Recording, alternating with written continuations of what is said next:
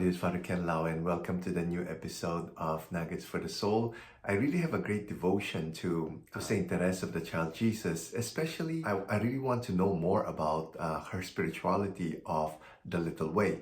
And I'm reading this from the 33 Days to Merciful Love by Father Michael Gately. And on day 9, he explained about discovering the little way. And I would just like to share with you because it's just so inspiring. He wrote that, Saint Therese, at a very young age, she wanted to become a saint, and not just any saint, but a great saint. But she also realized her weakness and littleness. And so for Therese, saints like great Therese of Avila were like eagles, soaring on the heights of holiness, whereas she simply saw herself as a weak little bird without strength and unable to fly. In fact, she readily admitted, "I am not an eagle." Nevertheless, she went on to explain, "But I have an eagle's eyes and heart."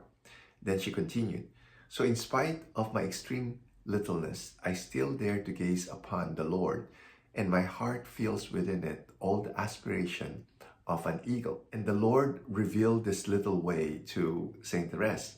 She wrote, "Because I was little and weak, he lowered himself to me, and he instructed me secretly in the things of his love." She wrote, "I've always wanted to become a saint. Alas, I've always noticed that when I compared myself to the saints, there is between them and me the same difference that exists between a mountain whose summit is lost in the clouds and the obscure grain of sand trampled underfoot by passers-by.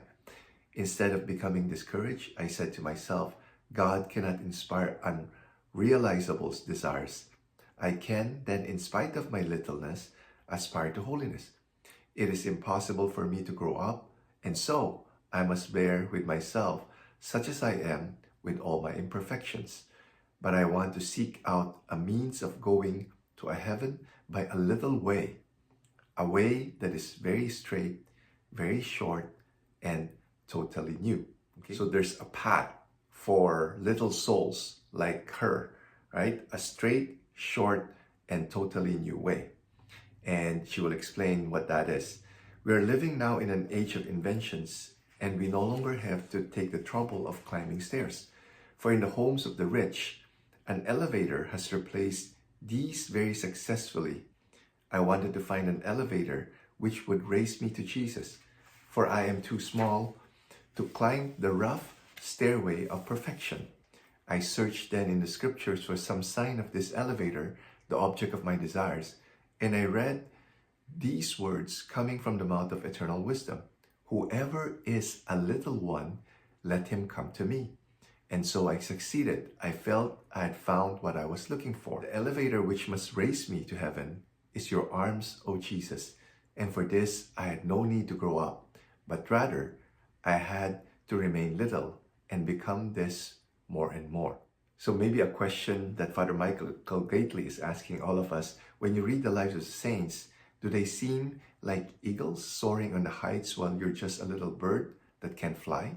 In other words, do they seem like towering mountains while you're just a small grain of sand? If so, then you're a little one. You're one who recognized your poverty, weakness, brokenness, and sin. And now Therese has just announced to you the good news. There's a new invention, a spiritual elevator that provides a way to the heights for little souls. It's a way that is very straight because it's entirely vertical, very short because it avoids the spirals of the staircase, and totally new. Or at least it feels that way because it rediscovers the heart of the gospel, namely God's mercy for the little and the lowly. So I hope this is a good news for all of us who consider ourselves as the little ones. God bless. The living saint, Jesus, Mary, Joseph, we trust in you.